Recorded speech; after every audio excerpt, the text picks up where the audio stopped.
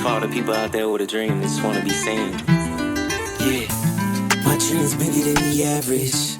Welcome to episode 14 of the Be Seen podcast. Today, we have the privilege of Evan Astrowsky, a legendary Hollywood producer, and he's done some fantastic films, which he's going to go into. Evan, please share with everyone your journey. How did all this start for you? How did you get to where you are today?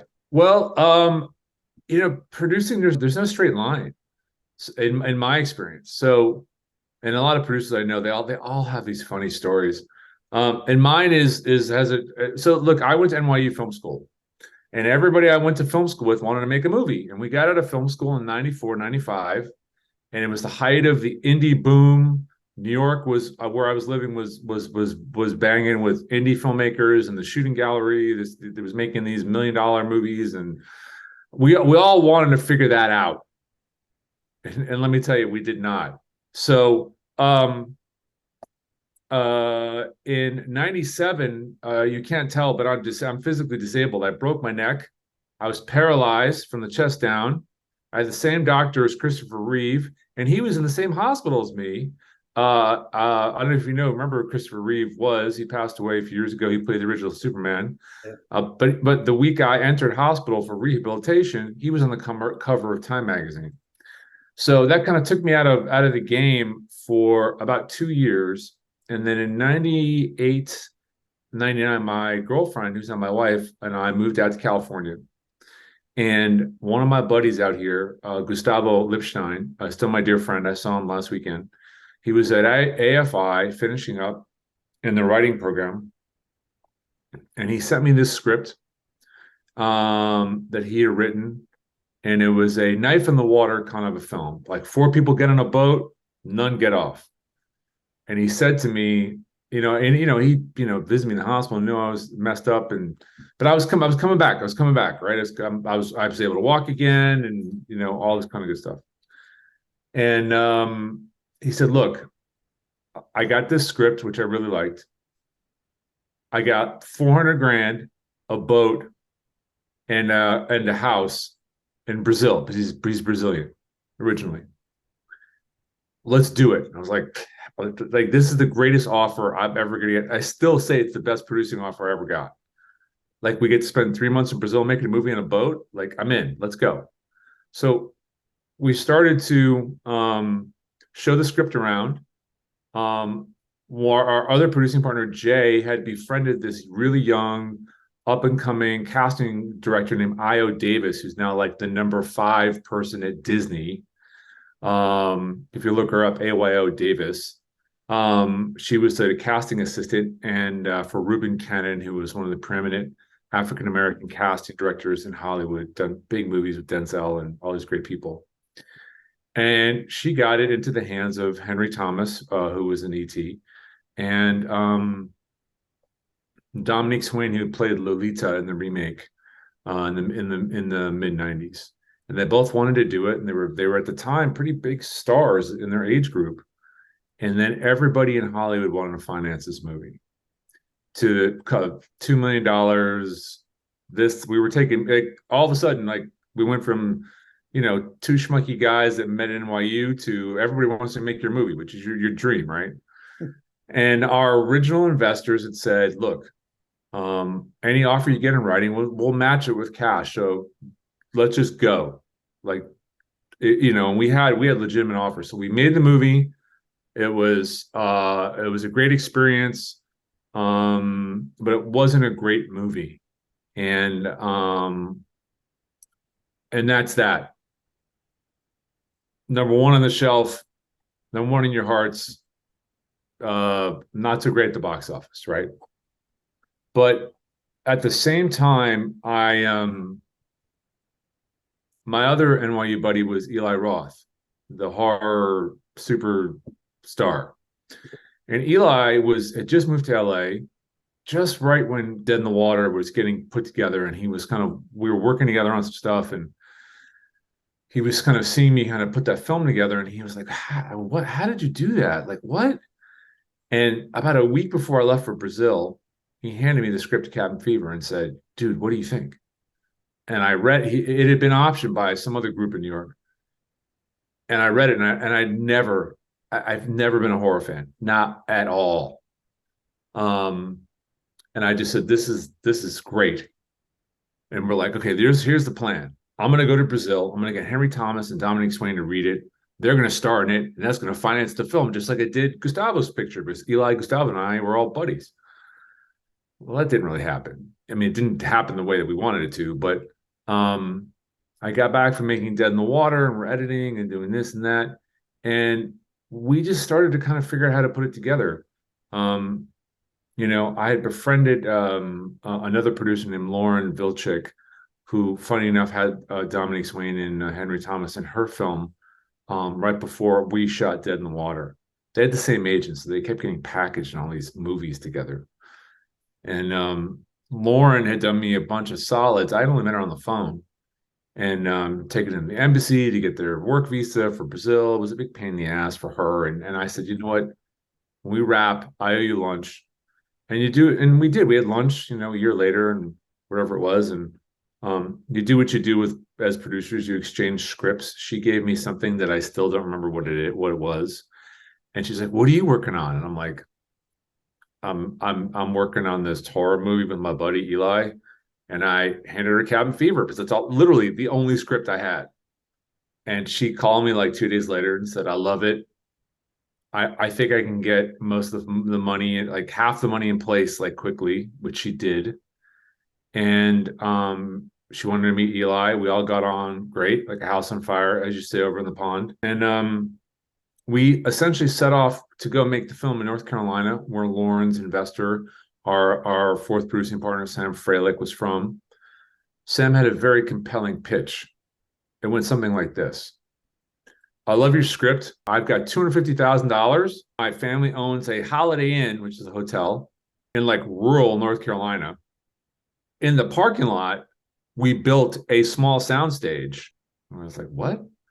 And we own a prop shop, costume house, and 16 vehicles. I was waiting for how many like donkeys he had too. And he goes, like, "Come out here and let's start putting the movie together, and we're going to talk to investors, and we're going to get it together." So I was like, all right, well, it was so easy the first time. How hard could it be the second time? It was a nightmare. I mean, we all got along great, but like we burned through the money. We're all at the Holiday Inn, for free. And all the other investors evaporated.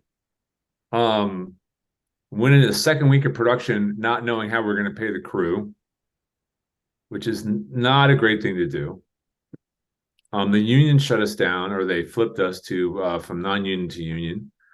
We were all calling our parents saying, "Mom and Dad, can you send us 25 grand to pay the crew?" My dad told me to jump off the bridge with respect. He was like, "What are you, nuts? I'm not giving you what?" We got through 3 of the 4 weeks of production. We did not finish shooting the film, and we left North Carolina with a bunch of debt. Sam and his investors put another 250 in and change, and we had some family money from some of us. And we came back to LA with an unfinished movie. At the time, we had this godmother executive producer named Susan Jackson, who's no longer with us. She started freestyle releasing. Everybody look it up. It's like the best independent distribution company. Byron Allen just bought it for like a gazillion billion dollars. Susan really believed in it, and she said, "Listen, now that you've got some footage, cut a trailer together, not like a movie trailer, put like 5 minutes of footage together to show that there's like a scene and another scene and some blood." And we made like 20 VHSs and gave them to her, and she sent it out to 20 people she knew. And one group said, "You know what, this is really cool. What do you need?" And we said, "We need like, I don't know, like 600 grand, and then maybe another, 500, on top of that to do this and that and this." And they kind of said yes. And we did a bunch of reshoots in LA. We got 3 days of additional shooting in LA. for all the stuff we missed. We edited the film together, and I remember at the first screening, of kind of just friends and producers, everybody was like, "Holy crap! What is this? Is amazing!" And I was like, "Really?" Because you get so lost in the fog of war that I had like I believed in Eli because Eli is first the funniest guy you'll ever meet. He's brilliant. He's really smart. The script that he wrote, he took it to another level on set by improvisation, by just thinking out of the box always, throwing the actors lines, like inventing scenes in the moment. Like just I was like, what is happening? And then we got it into the Toronto Film Festival, and we sold it for $14.5 million. Incredible. Tell me if my figures are off. I believe that it grossed worldwide over 30 million. Yes, it's true. It's the only film I still get bibs and bobs of checks off of. It's the truth. It was the lightning in a bottle, and Yeah. it was a really hard process to making the film was very painful. But to kind of put a coda on the story is that like when the crew didn't get paid their last week's wages, the union said, "Okay, listen, you schmucks, if this movie makes any money, everybody on the crew gets their full salary as a bonus." And that was the only way we could like, I think, avoid, I don't want to say go to jail, but avoid like, them suing us. Mhm. And I remember at the premiere, a bunch of the crew, we had all the crew, they were like, "Oh," and I thought they were like gonna like kill us. And they were like, "Oh, Evan, it's so great to see you. Thank you so much, man. I just got my check." I'm like, "Oh, what? What are you talking about?" Everybody had just gotten their bonus check. So let's say you made 8 grand on 10 grand on the movie for 4 weeks. Like they got an additional 10 grand. So everybody won. Everybody got what I got. Everybody got what they wanted out of it. Eli became like a big star director. I mean, Peter Jackson had seen the film at a film festival and loved it and talked Eli's ear off for like an hour. And then we used his quote on the first poster. It's like Peter Jackson, like, "I effing loved it," or whatever he said. It was great. It was great marketing. And, it spawned some sequels, which I produced. We remade the film in 2016, and it has a life of its own. So that was like the big film that I did. Put me and everybody associated with that film on the map. And that we shot that like, I think we shot that like right, it sucked, like right after 9/11 and right during the anthrax scares. And it came out in 2003, and it was number 2 at the box office, I believe. It opened at the Man Chinese Theater, here in Hollywood, like to a packed house. Massive. It's a cult classic. It's a cult classic. Yeah. But when I think about production or what gets producers excited, which is no better person to ask, in my opinion, than yourself, is what makes it so attractive is from a cost standpoint, it's set in a location where it's open. You use the landscape and the Mm. territory to really build the narrative. You're not having explosions, you're not having really extravagant areas that you need to be in. It's within the woods. And I think about what Eli goes on to do. He goes on to do Hostel. He's close to Sure. Tarantino, played in Inglorious Bastards. Very, very, very talented guy. And I actually looked into how he got the concept for it, and I believe he'd spent some time over on a farm and got a rash, Yes. and then kind of conceived this concept of, wow, imagine if you was in this area and there was this allergic disease, that could be passed along. Yeah. It's phenomenal how creativity transfers, but the way it's built, it's so tight. It's so tight. And a I question, agree. a question to ask you. You, I believe, have an acting credit within Cabin Fever also. Yes. I think we all did. We were like, Yeah. it's funny. I think I'm in the 5th reel. That's how old I am. I remember what reel it's in. And towards the end of the film, there's a shot of when Ryder Strong, the main character, kind of gets dumped in front of a hospital by the trucker, and then there's a dude in a wheelchair, and then there's a dude standing next to him. So I had just, Eli had visited me in the hospital when I broke my neck like 3-4 years before, and so he was like, "Evan, stand there with your neck brace and a walker, and camera's on me, whole crew is standing on the other side," and I kept ruining the take because I couldn't stop laughing. Yeah. But Eli, he like yell stuff at me like, "All right, you're in front of a hospital and you see this bleeding guy and he looks like your little brother. I'm like, I don't have a brother. He's like, act. I'm like, what? But he did, but that was Eli. He would just he was able to come up with stuff on the fly in the moment. Maybe he premeditated it. I have no idea. I think he premeditated this. Um, so yeah, I mean, it's not really acting. It's standing there and trying not to laugh. Is that acting? I don't know. I think that's legendary. I will tell you this, that no, I don't think people know, but well, I know, but when we went to film school together, Eli, he had a gorilla suit, like one of these like nicer kind of gorilla suits. I don't know why it was so nice. Yeah. And we were shooting on we were getting ready to shoot on Halloween. I think Eli's birthday is close to Halloween. I can't remember. And I called his mom and I said, Cora, can you ship the gorilla suit out? I wanted to like give it, maybe, it's his birthday or it's Halloween. I can't remember. And she's like, oh, of course. So she ships it out. He directed the whole day in the gorilla suit with the megaphone. And like the cast was like, what is this? And but it just made everything more, whatever we're doing that day, it just made it more ridiculous and fun. And that's part of Eli's charm. And, his producer for getting the gorilla suit shipped in. So, Do you know what I love? I love the fact I'd heard a story, or it's common knowledge. Adam Sandler, made movies with the kids he went to college with. He yeah. his own, and it sounds you guys have done exactly the same. Because when you look at your credits, you were line producer on a TV series with him. Yeah. So Eli had asked me, to work on that with him, and I had to quit that job to go do Dead in the Water in Brazil. Yeah. And I was like, dude, I got some bad news. I'm making a movie, and he was like, that's amazing. Hold it, what? Yeah. I mean, look, when you get out of college, I mean, particularly film school, like I remember NYU, there was kind of like a group of kids that like were in it to win it. And you knew it early on. Like those are the kids that were making films in their junior and senior years. Like they were making cool stuff, and and then there was kind of everybody else. Well, I don't know where they are, and I don't know what they do, and it was what it was.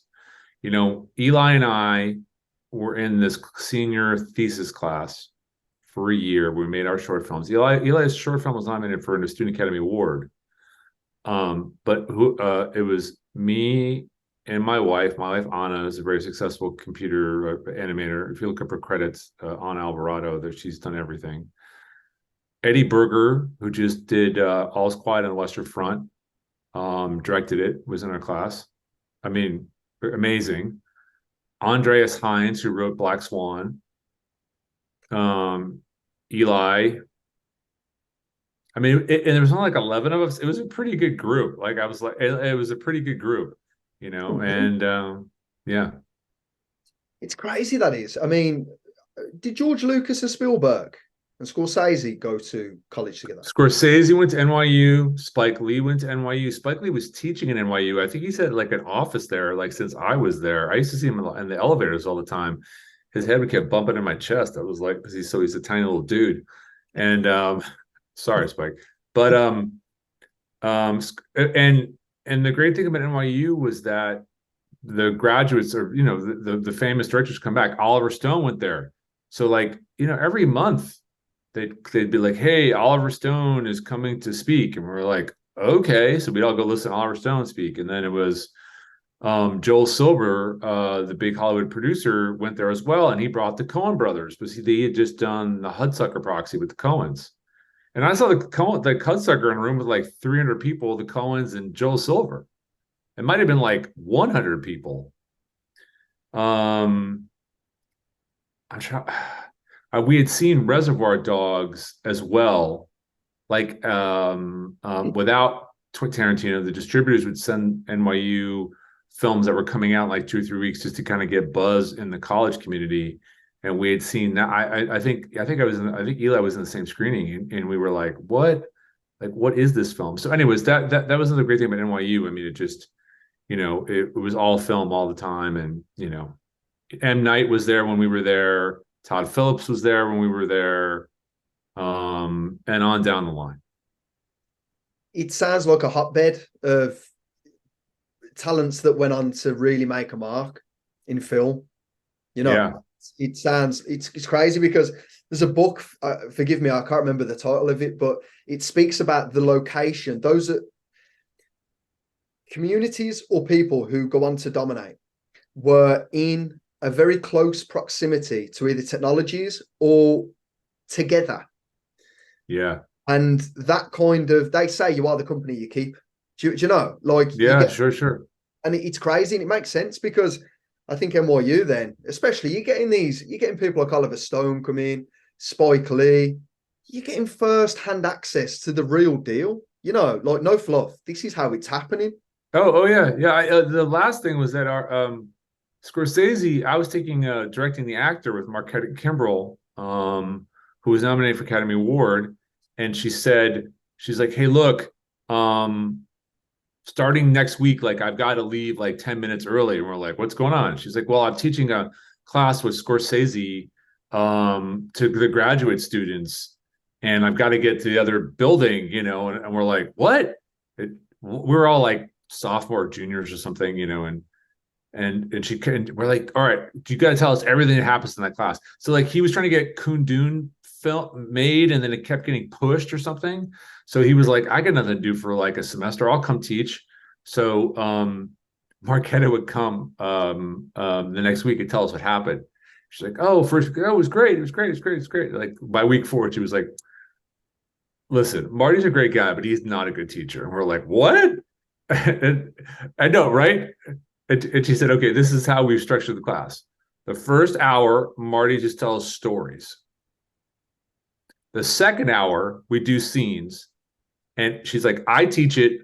We workshop it. And I look to Marty, and he gets like 30 seconds to comment, because otherwise he goes off for 40 minutes on everybody's thing. Great filmmaker, love the loveliest, nicest guy, the best stories you've ever heard. Yeah.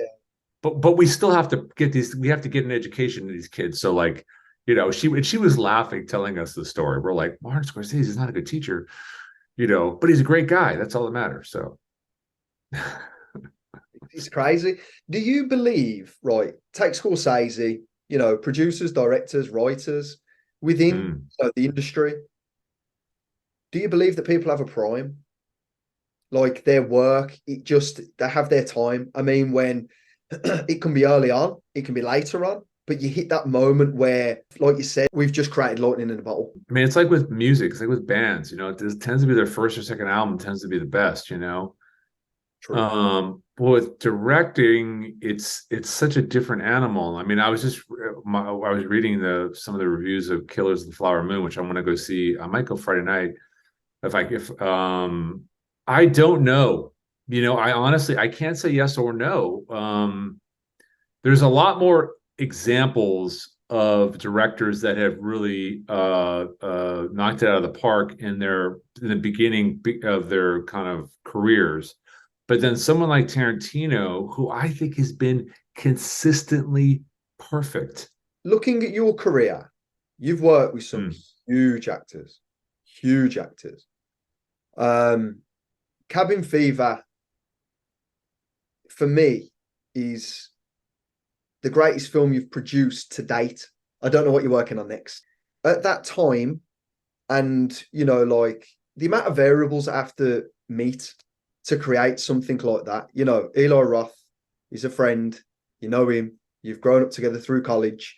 You're on set together. Your skill is producing and bringing all the parties together, which consistently throughout your career you do incredibly, which we'll go on to in a moment with some of the actors you've worked with, which is just incredible. But then for him to deliver on the directing, the actors to deliver on the acting, yeah, the story's solid.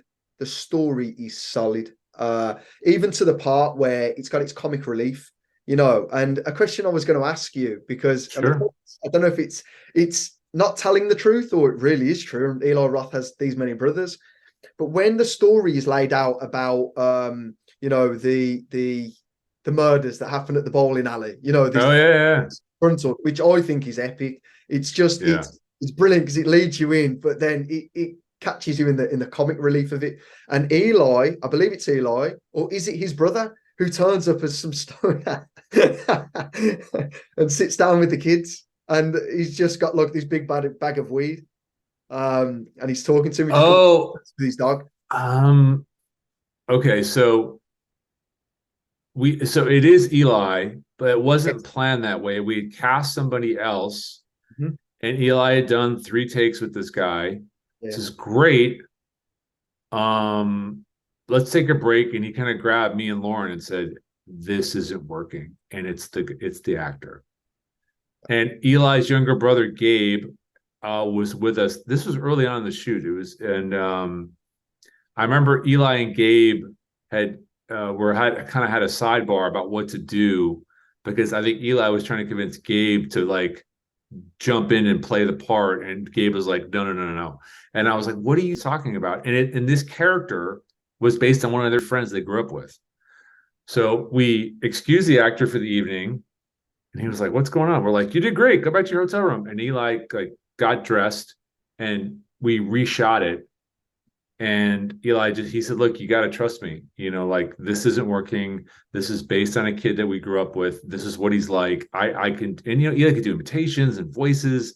And we put him through and got him the hair and makeup and, you know, made his hair all crazy. And then he just did it. And we were like, okay, like, all right. Yeah. All right. I'm kind of seeing it. You know, when you talk about the comedy of the film, it didn't always read on the scripted page. It did in a bunch of scenes.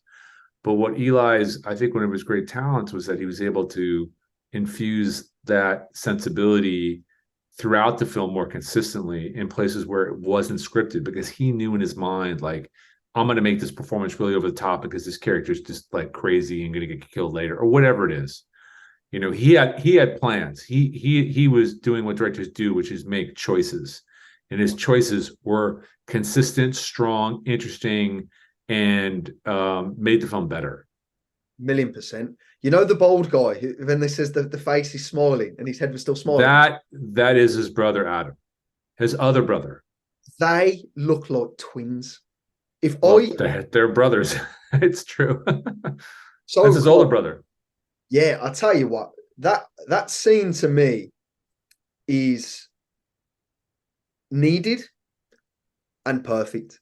It really gives just so much to it. And I think as well, right, with Cabin Fever, you see Jason Blum's model with Blumhouse. Okay. He's a very, very clever guy. You know, smaller budgets, and he's killing it at the box office. Yeah. He's done it again and again. Ever since Paranormal Activity, I believe that they distributed Paranormal Activity. Yeah, I think so.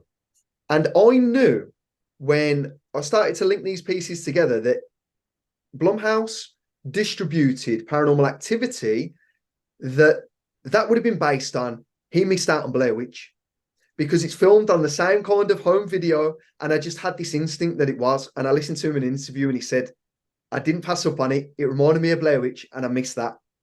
And Cabin Fever, for the budget, I believe it's in the region of 1.5, 1.8. Yeah, it was exactly 1.5 to make. Grosses over 30 million. The return on it is exceptional. For any producer, for any studio, that's what you want. They're the movies you want, especially that gathers a cult following. And when you look at Blumhouse and their model, it begs the question to me, did that inspire it? Was that a part of the process? Jason was working for Harvey Weinstein when Cabin Fever was playing at the Toronto Film Festival. Oh, okay. So Harvey, when we were selling the film, Harvey had already left the festival. Was our slot was in the second week. And Harvey didn't see anything in the first week he liked, so he just got in his big ass jet and flew home. We had a daytime premiere for industry only, and all the Miramax were there. And I can't say if Jason was there or not. I had known Jason as an executive a little bit. I knew who he was. We had a meeting. I think we were trying to pitch him Cabin Fever. But then Harvey flew back. Somebody called him and said, "Yo, you got to see this film. This is the one." And he flew back the next day, and we screened it for him, and he didn't like it and passed on it. Now I can't tell you, did Jason look at that and go, "Oh my God"? But Our film, I know, was the business model used to finance and make Saw, because I knew the producers of Saw. They showed me the film before it came out, like on a DVD. Well, we're gonna roll the dice. We're gonna kind of like do this deal with Lionsgate, and we're gonna get 80% of it, and who knows? We're splitting the P&A 50-50, and well, they knew, and it made like a gazillion billion dollars, and it's still going strong.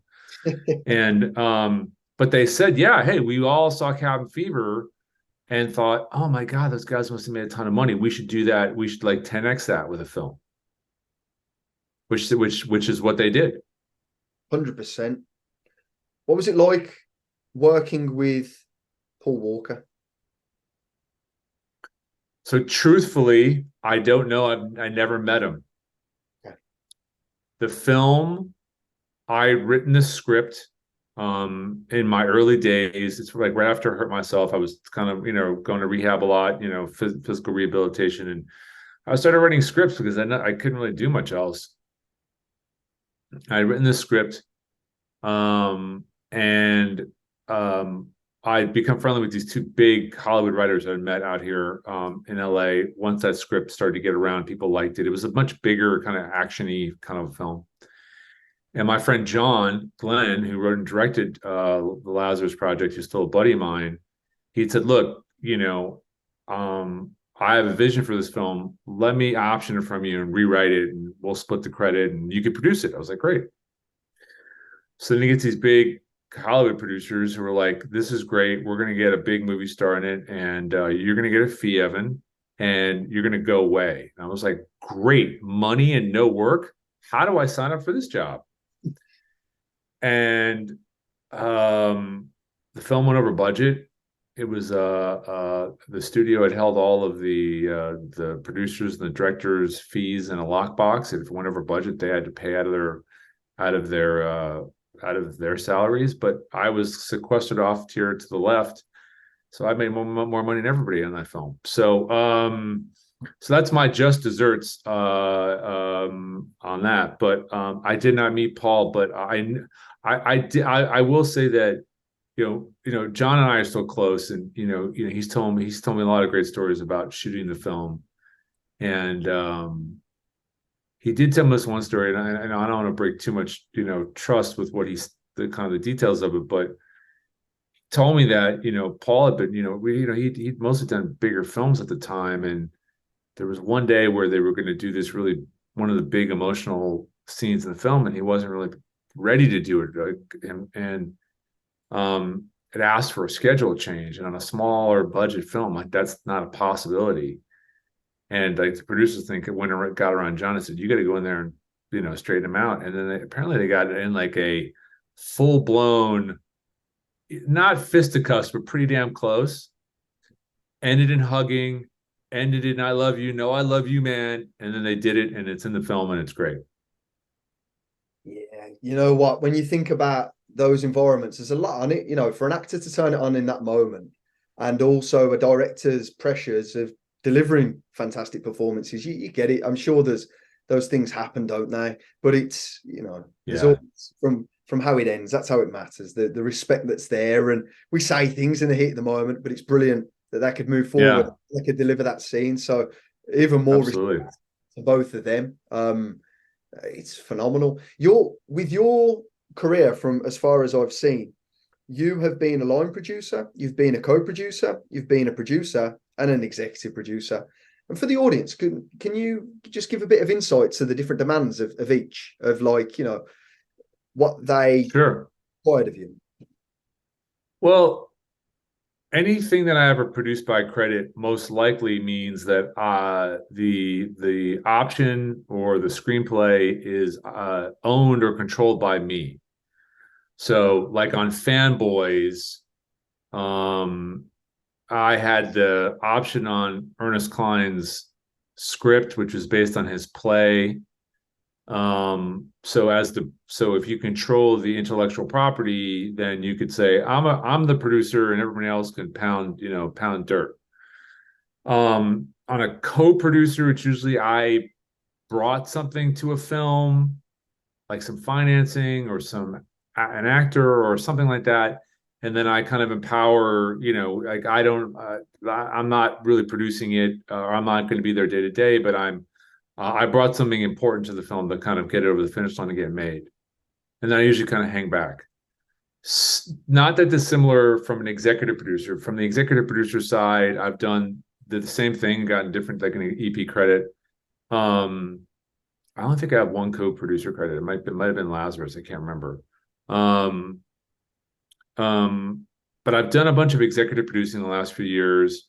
It's usually, films that, like need some financing, or they want somebody that understands or has like track record in the horror world. And again, I'm more kind of I end up more as a godfather role. Like I work with the producers and the creative team to get them set up to make it. And then maybe I go to set and get a free, rubber chicken lunch and, watch a cut, and, it's less money, less involvement. But it's also not something that I put my heart and soul into, which is the films that I have produced by credit. Wow. Thank you, for giving that detail. With being a producer, scripts arrive with you. What are you looking for as a producer? What are you looking for in these scripts that get you excited, that go, I've got to make this. I'm going to move heaven and earth to get this done.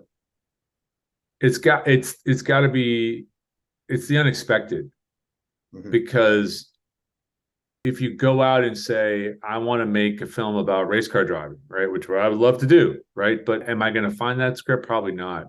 Most of the scripts that I've gotten made were ones that I would have never in a million years have guessed that these were the films that I was going to do. But there was something really special about the script that when I read it, or when as we developed it and it got to this kind of like golden place, that's when holy crap, okay, if I'm feeling like this script is so good that it's got to get made, somebody else will, and then I will just make everybody I know in the world read it.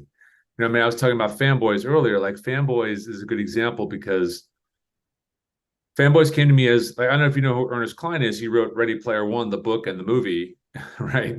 But before that, he was just this knucklehead guy from Austin who I didn't know who he was. And he'd written a play called Fanboys. And it given to me by a younger producer. At this point, I made Cabin Fever, so I had some juice in the indie world. Then it got pitched to me like, well, look, we're going to bring this director in, Colin Newman. He's going to do a rewrite with his buddies. And a bunch of these guys went to NYU like 5 or 6 years after I did. So I was like, okay, it's cool. Like NYU people, I know what they're like. They're usually people pretty passionate, pretty smart. But the script wasn't going anywhere. We'd done like 3 drafts. And I was like, what did a guy? I mean, I remember I was like, oh my Lord, like what is going on? Like, why am I dealing with these guys in this like ridiculous Star Wars movie? And then Matt Piniciero, who's a producer on it with me, he had said, look, can you meet us at Cantor's Deli, which is a famous deli here in LA?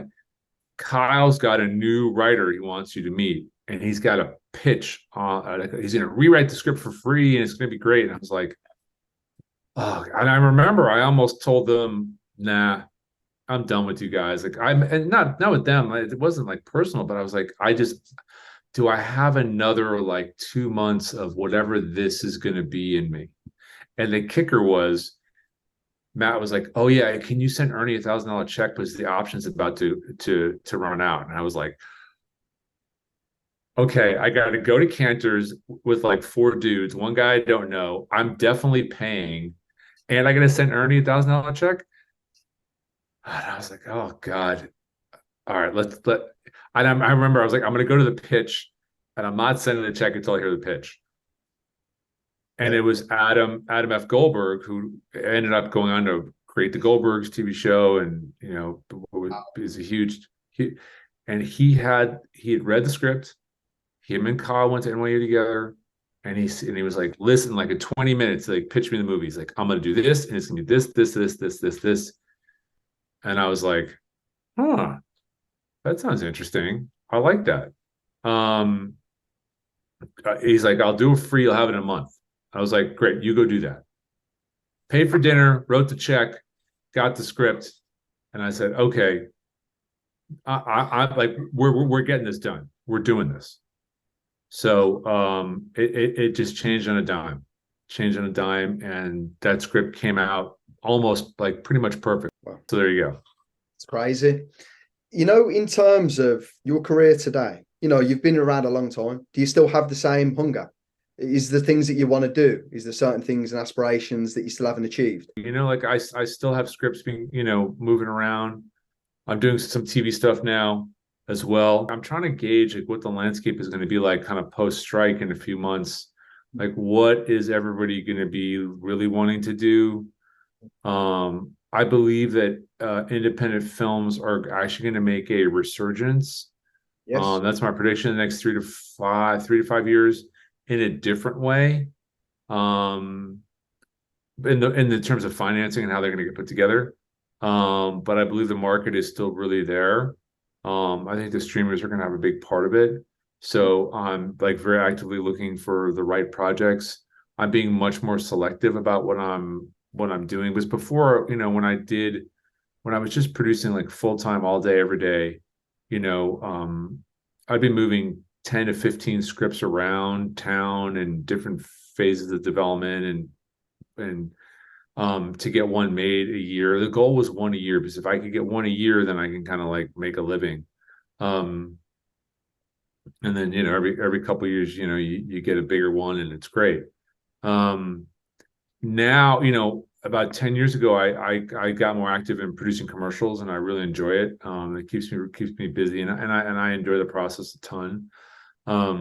But I always keep a hand in either film or television. I mean, and look, right before the strike, I was pitching this amazing TV show with some really old friends of mine, and we were doing it with Scott MacFarlane's company, and it just like the strike happened, and we're all like on pause, waiting to kind of re-engage. I don't know if Seth's team will still be involved. We just have to reassess. But the idea, like, he was the first person, it wasn't him but his team that we'd really pitch it to, and they immediately were like, yeah, this is great. So I have things like that I'm waiting for kind of the clouds to kind of get out of the way so that we could kind of jump back in. But yes, very much so. It's like being in the mob, you never really get out. So it's all the same people, man. It's like all the same people I knew like 15 years ago. They're all just shuffled around doing different jobs at different places, and once you're in, you never get out. Is there anyone who has been a mentor to you? Well, I would say there's a couple, like I was mentioning my friend John Glenn. I mean, John was, he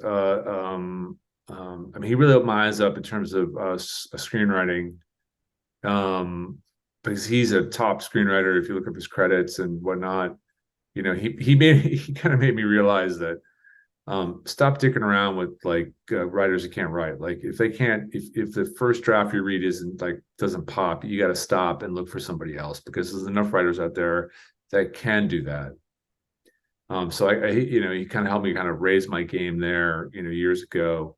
And he was a big fan of what I was. He was like, I met him. He came to like the first cast and crew screening of Dead in the Water, the first one I ever did, because he had read my script, which became Lazarus Project. And was like, oh, how'd you do this? Like, indie film, how did you do this? Because he's writing huge films. Him and his writing partner had written the original draft of the new Blade Runner film and all these movies that had been made at studios. And then I have a second cousin. His name is Wayne Rice, and Wayne was like the only person I knew in Hollywood when I came out here. And he had made a bunch of really cool indie films and a bunch of studio films, and he was really good to me. We're still good friends, and we're technically related in a good way. But I saw like he was just like, look, man, you got to just get it out there and just show stuff around. And it's funny, he used to call me like if my name ended up in the trades, he'd be like, look at you, tough guy, making it in the trades. Oh, your little horror movie, Cabin Fever, got in Toronto. Look at you. And then I remember he called me like a week after it hit, like it sold for like $1 bazillion. He was like, what was that?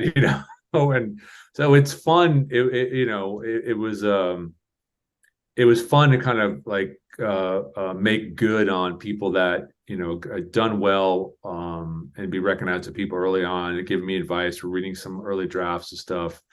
We're like, oh, stay away from those people. They're crazy, but call this guy. He's really smart. So yeah. Epic. Why is it so tough to break into industry, especially for, say, writers as well? It feels a bit tough. Well, so it is very hard because it's not a normal industry. It's not like you're going to go work for IBM, and if you put your time in, in the mailroom, you're going to be, I don't know, the CEO one day. That's not a thing. Writing, for example, is something that they say they can teach you, but I don't believe that they can. Mm-hmm. And I've taken my share of writing courses in NYU, but sure, you can read scripts and watch movies and understand structure and whatnot, but if you don't have that innate ability to write something on the page that pops, or to tell a story in a unique way, they cannot teach you that. It's like, hey, could you teach Jack Nicholson as a young actor how to be Jack Nicholson, a great actor? No, he had this thing that nobody else had. Like my friend, I keep going for my friend John Glenn. I mean, he's like, I don't think he ever graduated high school. He's one of the smartest people I know. And, when I read his work, I was like, holy crap, like, who is this guy? How did you do that? And then he would tell me about writers he was reading and be like, dude, you got to read, you got to read David Benioff, who was one of the showrunners on Game of Thrones. I was like, who's this guy? He's like, oh, he's some wacky novelist from New York. You got to read his script. It's amazing. And I was like, holy crap, you're right. So in the writing department, there is an X factor. Yeah. Similarly, in the directing department, you've got to have something special or unique, I think, within you to really make your vision and your ideas come to life. For producers, let's say, if you got to hustle. If you're a hustler for real, then you could that's what's great about producing. You got to have half hustle, half creative brain, which is, I think, really where I fall in. I had the creative brain enough to be able to recognize something good and to maybe make it better with some thoughts, ideas, and notes. I like to say I never transform scripts, but I can take them from like an 8 to a 10, or from like a 6 to a 9. But then I had to hustle. Like, I would just call anybody. Like, I don't care. Like, what do we need? Okay, we need this actor. You're sure? I'd call any agent, and and then after I made Cabin Fever, I'd always be like, and it's Evan Astrowsky who made Cabin Fever, and from like 2003 to 2010, or that meant something. Yeah, of course. But I do believe that, like, if I had to give somebody advice, like a young person today, I would say, well, the two jobs that are never going away with AI or the robots, whatever you want to say, is writing and editing. I agree. So if you want to write, keep writing, and you will know if you have that special thing, because somebody will read it and say, holy shit, this is great. Or they won't. And that's still okay. There's other avenues in the industry that you can pursue to get you to a place where you might want to be. It might not be the place you would envision, but maybe it's really where you belong. And it could be a great place. Editors, I think, are the unsung heroes of what we do, because I'm friendly with Fred Raskin, who's Tarantino's editor. We went to NYU together. He ended up cutting my friend John Glenn's film, The Lazarus Project, but he was Tarantino's assistant for like 3 or 4 pictures. And then Tarantino's editor, I think she passed away or got sick or whatnot. And Fred cut The Hateful Eight, and did Once Upon a Time in Hollywood. But like there you can mentor into your role. You could start as an assistant. You could get some indie films, work your way up. I think the same on set. in the production department, you can go from a PA to a production coordinator to a UPM. You can work on smaller movies in a higher position. You work on bigger movies in a lower position. You can really get a wide swath. And if you're smart, you can then translate that into then optioning material and working with writers and use your street cred from producing projects or having, roles on projects into producing. Same with crew. I think, cinematographers, you can start pulling focus and, the next thing you know, you're shooting a Marvel movie.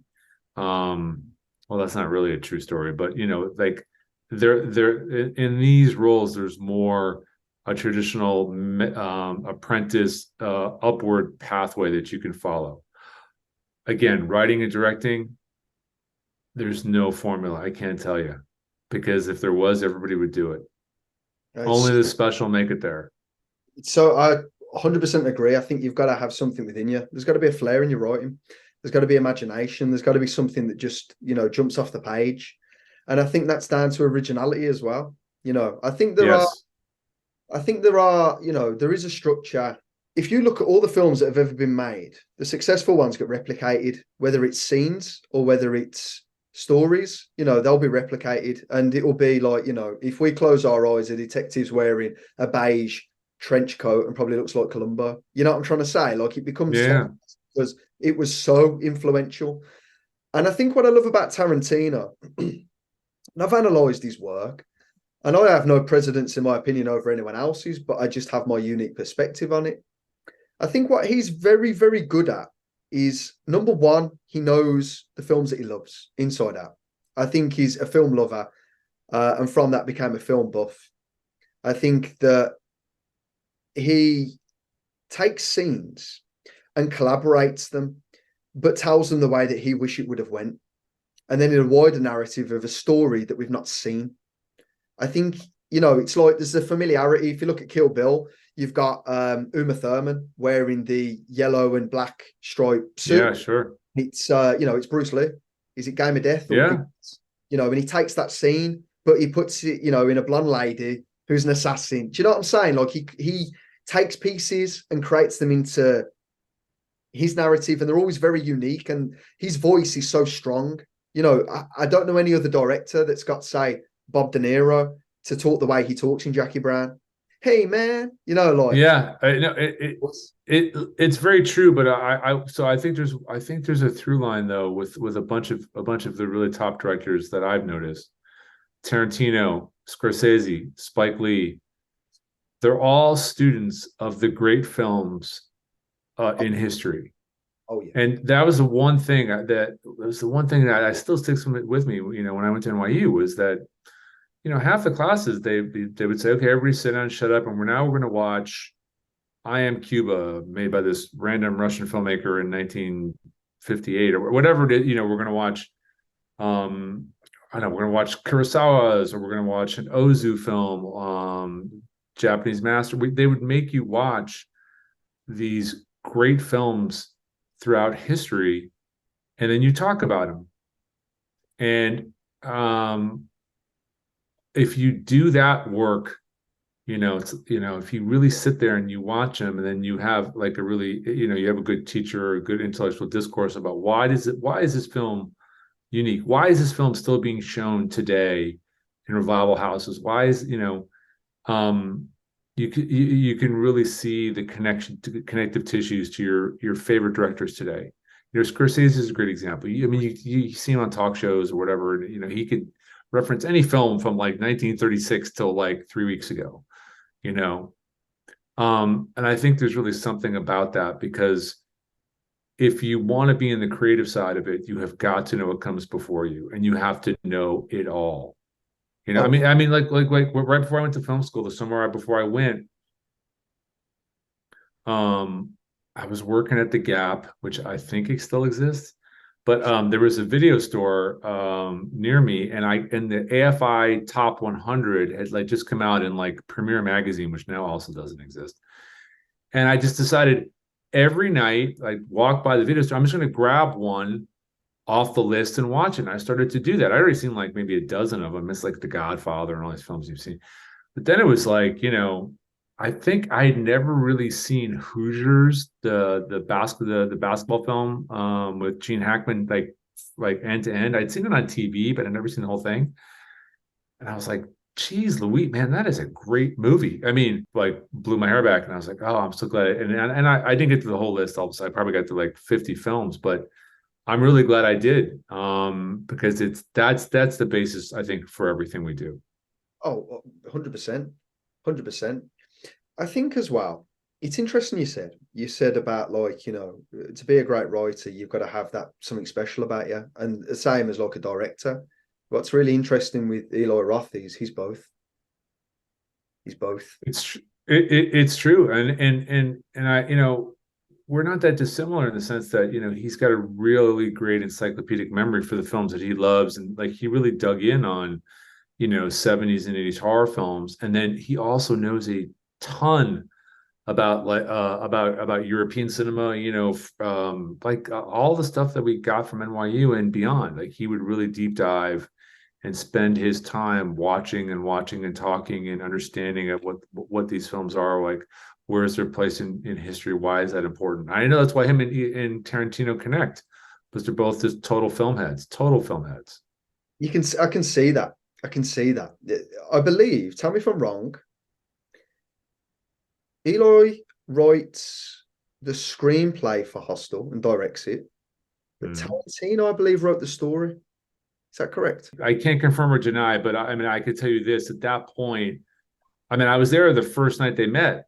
It was a screening. It was like a press screening of Cabin Fever, and it was like packed full of people.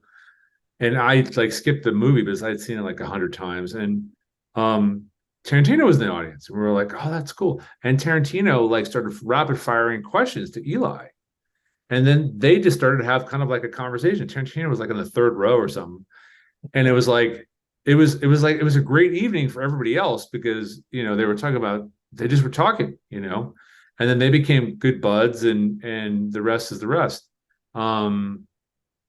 I believe, and I can't confirm, but I believe, and Tarantino's mentioned this, he's like, guys, like I have a small group of friends that I really trust with my scripts and shows them early drafts. I suspect Eli's on that list. I don't know. I'm sure like I don't know, Spielberg's on that list too. Who knows, but people that, and probably vice versa, that's what filmmakers do, like when you have something you think is maybe almost there, you show it to your close circle of friends and you get honest feedback, so that you can make it the best project you can. I totally agree with you. I would imagine that he is, because I think Eli, I think they respect each other as equals, in a sense of like knowing your films and opinions, which carry weight and value. It's not just a random opinion, Eli knows his stuff. Oh yeah, he definitely does.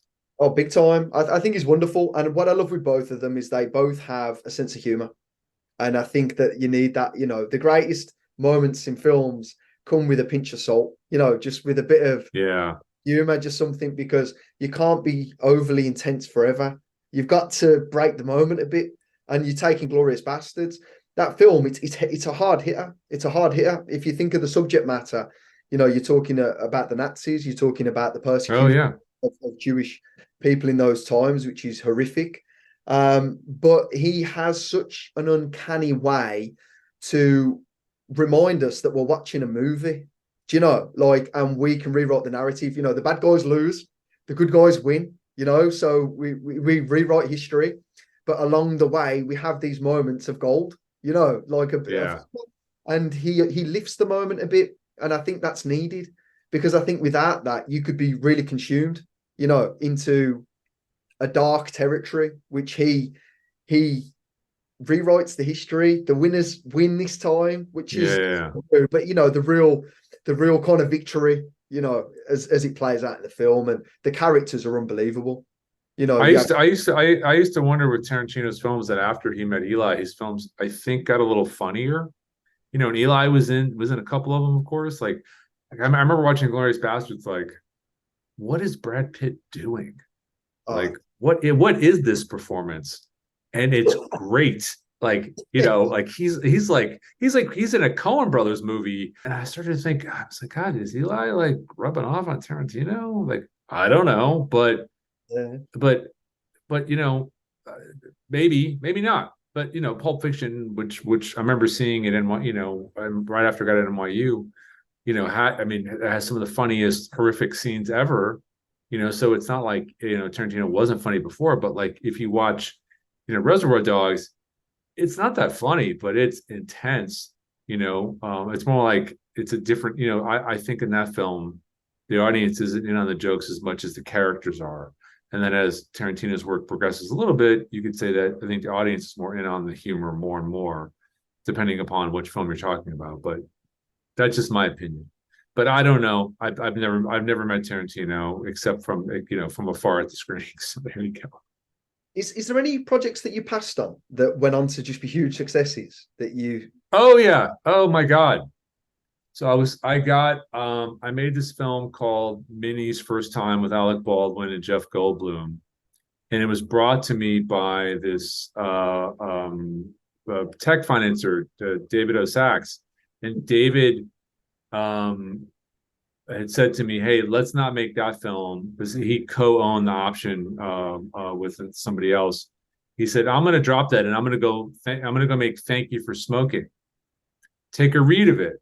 And I read Thank You for Smoking, which is Jason Reitman's first film. He'd written it, and I really liked it. And David said, "Well, come make it with me." And I was like, "Nah," because he'd only offered me an executive producer credit. And the guys that were making Minis First Time, which was moving at a very rapid pace, had offered me full produced by credit. And David had said, "Look, if you do that one, you can't do this one." And I was like, "Well, I'm doing this one, so I guess I can't do yours." So passed on that one. I did get the original pilot for Mad Men. Did not make any sense to me. I was like, "What?"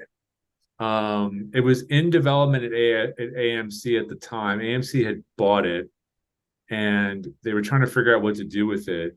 And at the time, I was working at a production company at Main Cabin Fever, but I had a kind of production deal there, and I was like, "What is this?" Like, no. And I started like my first job at NYU was at J. Walter Thompson in New York, in the early '90s. So I knew advertising. And I'm like, I don't get this. This is weird. I tried to get The Blind Side. It was a film I got it. I got Michael Lewis's book in Gallows, which is, just kind of, I printed the book and I read it. I had to read it in like 2 days, but it was a great read. I was like, yes, I'm in, let's do it. And somebody else got it. I don't want to say I was going to do The $1 Million Arm with Mark Chiardi, who's a producer friend of mine. As I was putting together this big movie in India that come apart, and he didn't know anything about India, so he asked me to join him. And then within like 48 hours, like Sony was in, and there was 2 other big producers, and Mark was like, "Look, I got some bad news and some bad news." He was like, "I owe you dinner, but we're going in this direction, and nobody else can jump on board." So what he coulda, woulda, shoulda, but it's all good. It's all fine. Who's your favorite actor? Actor. Or someone you admire, like an actor or actress that I mean, Marlon Brando is the best actor I think that ever lived, like hands down. It's funny. I was watching an interview on social media with Edward Norton, and he was talking about how, which I think is very true, how Brando kind of broke the mold in so many ways by primarily bringing masculinity back to the screen when he did, because he was like this big dude. I mean, he was handsome as all hell, and then he was sensitive at the same time. Yeah. And 10 years before, he was making the point that like all of our movie stars were, skinny guys and like sharp suits. They were Cary Grant and and whatnot, all these great kind of Hollywood 50s actors. And then Brando shows up. He's built like Arnold Schwarzenegger's little brother. He's the most handsome guy ever made on the planet. His talent is off the charts, and he allows himself to be vulnerable. Because I still think On the Waterfront's like one of the best movies ever made. And that performance that he gives is like nobody's given a performance like that before him. So for me, it's Brando. Wow. How do you think films have changed today? When I think about my preferred era, I would say from 68 to maybe where Cabin Fever is, 2003, Sure. where I feel that, my favorite films are. It feels today films are different. It feels as sometimes not the same attention, or I don't feel as if I'll remember it 50 years from now, my opinion. Sure. That isn't for every film, because I've seen some wonderful films. I think The Dark Knight Rises is perfect. It's great. Yeah. Nolan's one of the masters. I think he's done really well. Have they changed though? Why do they feel different? Well, I think that, during the American independent movement, which I think I had like a tiny little piece of, it really allowed, there was a lot of cash out there, a lot of filmmakers that were able to kind of get their movies made because of the influx of equity cash into these projects. And so there's a lot more opportunities for these films to exist. I'm a believer that kind of filmmaking is going to come back to the US or to the world in general in the near future. I actually think the strike is a good thing for that. It's not a good thing in general, but it's gonna reshuffle the deck. That and technology I think are coming together already to allow younger filmmakers to just go out there and make movies. Like, I think the pathway now is you should graduate school, get your hands on the Sony FX3 or whatever it is that's like $5,000 at Best Buy, and just go make a film. I'm hopeful that the next generation will, not even the next generation, just like the next 5 years, they're going to just say, look, like, it's a great example. I got a call a week ago from like two big producers that I've worked with before. All wonderful guys. They've done huge studio films. I don't want to out them with this story, but because we're still talking and it might become a thing. And they manage writers and directors, and they sent me the script. Kind of an MMA in Asian American community, young female writer director, first time filmmaker. And they came to me and they said, "Hey, I read this great script. We're not sure what to do with it. It's mostly do bigger films, but let's work together again." We made another film a couple years ago, and we made this film for like $1.7 million, $1.8 million, but like 8 years ago.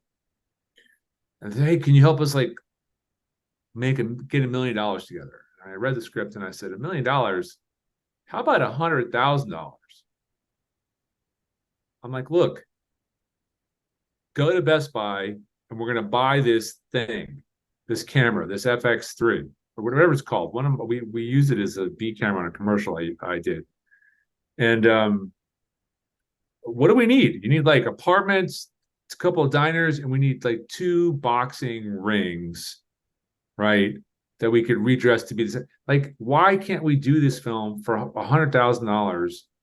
Because there's no parts for big movie stars in it, or at least I don't think there is. It's mostly kind of like up and comers, and they kind of looked at me like, that's a smart idea. I'm like, exactly. If the movie's good, like, we're gonna own a huge piece of a movie that doesn't have a lot of money to be returned. Like, let's focus on that. Let's make it in 18 days, as opposed to like leaning on what I would call old tropes of you need $1 million or you need $2 million. What are you going to do with $1 million and not Brad Pitt? If you don't have Brad Pitt, you're not getting $1 million. Or let's take it down a step. Like, I don't know, if you don't get some namey actor, then nobody's going to give you $1 million. And then once you get $1 million, you're never going to make any more money beyond $1 million, because the distributors are going to hide all the money, and you're going to get your $10,000 fee or whatever it is, and the movie might be seen, it might not. But if you make it on your own terms for less, the upside and the creative freedom is bigger. And that's what I think is going to happen. And I think it is happening. I agree. I think the budgets are coming down. Well, they are. The budgets are coming down. And I think that people's creative freedoms, people just going out and doing it. A question for you as a producer. It's fair knowledge that sending a script direct to a producer unsolicited is unaccepted. And just for the audience, why is that? what are the legal ramifications that can affect producers for the reason why they don't just, if they don't know someone and a script lands in their inbox, they just don't accept it off the bat? It's because producers have been sued by screenwriters or other producers, let's say, or mostly screenwriters, claiming they've stolen their idea. So if you're a big producer and a script comes in and it's about a dog who talks, but he only talks to the vacuum. I just made this up, obviously. Yeah, of course. And then Disney comes out with, whatever, and you go make a movie about a talking dog with Disney, for example. Then the screenwriter can say, "Oh, you read my talking dog vacuum movie, and you obviously stole the idea and gave it to Disney." It's fodder for lawyers to make money. Yeah. But I would tell you this: if you're a young screenwriter, like, why are you sending like a big ass producer your script? Find someone who's made one movie, just one, someone young, someone up and coming, and get them to read your script. Because back when I was like, starting out, I'd read anything. Yeah, like, and I did, and half of them I just, throw them out the window. But like, I was never a blocker of my own stuff. Now I have to be more careful, and I tend to work with a lot of the same people, or referrals from the same people, like these producers I was telling you about that I've worked with before, who are very reputable guys. But you can always subvert the blockers in front of you. You got to hustle as a screenwriter, as a director, as a producer. 100%. In terms of the distribution model, how do you see it changing? If so, do you think there'll be a change, a shift? I mean, the shift has already happened, with the streamers. The streamers are, the film festivals are losing power, because a lot of the films are being pre-screened ahead of the film festivals, or the streamers are coming in and they're buying like packages of films while they're being made, just before they're being made. Those deals tend to be similar. They're usually actual cost plus 20%, and that's it. So like whatever your production accountant can prove you spent, including your fees, plus 20% of all the investors make their money back. That's the one area that in one way has already evolved, but it's evolved, I think, in a slightly negative way, and I think needs to evolve again. And I have no idea how it's going to figure itself out, because if private equity leaves the independent film financing model / market, which it hasn't entirely, but then you've got a real problem, because equity investors are in it so that they can make a cabin fever and like 10x their money, as opposed to 20% on their dollar. It's like, well, you can buy a couple of T-bills and you're going to get the same amount of return. So what is going to be that new thing? Is it going to be a new festival model? Is it going to be a new distribution model? Is it going to be budgets are going to come down? I don't know. I honestly don't know. I think we're in this kind of, we're kind of in it. We're in inflection point A, which is the power of the streamers. And I think they need to either lose the power of buying these indie films at cost, or new festivals or new ways of selling these films needs to be invented or rejiggered, so that the power ends up back in the producer's hands. Now, there's always exceptions to that. Every year there's one or two films that really break out, but they tend to come from your country, like where there's tax money, and you don't need as much equity, and you can get it from the lottery side, or you can get it if you shoot it in Ireland and in Liechtenstein, and do the exteriors and the mix in Belgium, or whatever the current tax boondoggle is today. But but then you end up with the same movies. I mean, let's face it. I mean, the British independent scene was never a thing. Some great directors have come out of it, but it's not like it was in America, or it's not like it is, I think, today in Asia, or even in Australia, where there's a bigger pool of talent. So I don't have a good answer for you because there isn't one right now. Understood. It's going to find its feet, isn't it? Yeah, it will. Thank you so much for coming on. I've had a ball speaking with you. This is like Christmas came early for me. Excellent. I love your work. Very astute guy. Very clever. I love the way you operate. I love what you're doing. A huge asset to the movie industry, man. You're a piece of history. You are a piece. Thank you. It's been an honor. It's been fantastic. To everyone who's tuned into this episode, as we always say, stay great and be seen. Thank you.